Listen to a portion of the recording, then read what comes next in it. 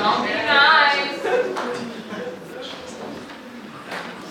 We live among the broken, the bleeding and the dying, as they became those kids that never quite molded into our Play-Doh society.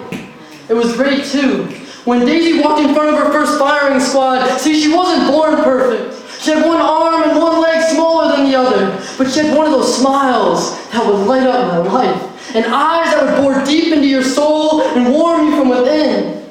See, that day, Daisy's freckles seeped out of her face and crawled into the barrels of her attackers. But she didn't cry or complain, because she knew that the real pain would come from her birth giver, who still blames Daisy for her father's suicide the day she birthed her. In grade 6, Daisy was sent home early with a neon green paper taped to her chest for all to see that read in big curly ugly letters, "School Suspension." See, the principal walked in when Daisy was beating Johnny half to death with his own football helmet. But what she didn't know was that at every recess, Johnny would force his hands down her pants and pass the only innocence she had left. And that no matter how hard she fought, she could never quite grab his face because his 11-year-old, 190-pound body weighed her down.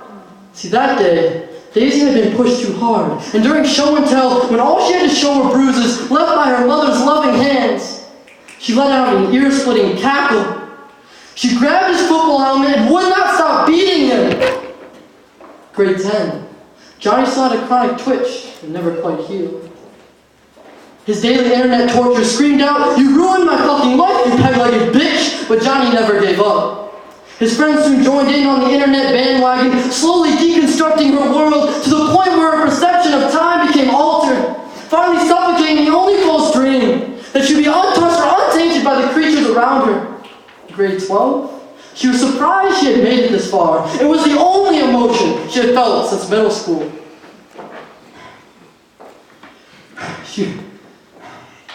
Her smile became blank, so when she walked in a room, no one would notice. Her eyes never touched another soul or warmed another heart as they turned on her and judged the little spirit she had left. Her freckles faded, but her pain stayed crystal clear, and at the moment she put that gun that her father had used to her head, she felt her father's warmth and pulled the trigger. Daisy became a statistic, as 4,000 young adults that year driven to suicide by the words of another. So we pass school psychs and teachers alike. It only takes one to notice, but in the land of the blind, we become bystanders that propel that bullet through Daisy's predictable existence. I became a bystander. We all became bystanders. We pulled that trigger over and over and over and over.